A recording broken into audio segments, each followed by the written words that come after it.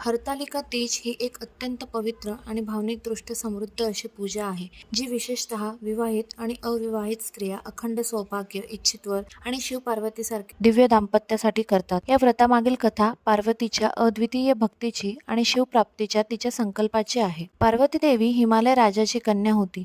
देवी सतीने पार्वतीच्या रूपात दुसरा जन्म घेतला होता. लहानपणापासूनच तिने मनोमन भगवान शिवाला पती म्हणून स्वीकारले होते आणि त्यांना प्राप्त करण्यासाठी कठोर तप सुरू केले. तिच्या तपामुळे चिंतित झालेल्या तिच्या वडिलांनी नारद ऋषींच्या सल्ल्याने तिचा विवाह भगवान विष्णूंशी ठरवला. हे ऐकून पार्वती अत्यंत व्यथित झाली. तिच्या एका सखीने तिला धीर दिला आणि तिला वनात घेऊन गेली. तिथे पार्वतीने नदीच्या काठावर वाळूचं शिवलिंग तयार करून शिवाची आराधना सुरू केली.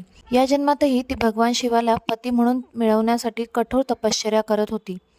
भगवान शिवाने प्रथम सप्तऋषींना परीक्षेसाठी पाठवले. सप्तऋषींनी पार्वतीला जाऊन शिवजींविषयी खूप वाईट दोष सांगितले, पण पार्वती आपल्या संकल्पावर ठाम राहिली. तिच्या अखंड तपामुळे भगवान शिव प्रसन्न झाले आणि तिच्यासमोर प्रकट होऊन तिला अर्धांगिनी म्हणून स्वीकारले. नंतर हिमालय राजाने भगवान शिवाशी तिचा विवाह लावून दिला. या घटनेच्या स्मरणार्थ हरतालिका व्रताची परंपरा सुरू झाली. स्त्रिया हे व्रत भाद्रपद शुद्ध तृतीयेच्या दिवशी करतात. या दिवशी स्त्रिया भगवान शिव पार्वतीची पूजा करतात, वाळूचा शिवलिंग तयार करतात आणि त्याची पूजा करतात.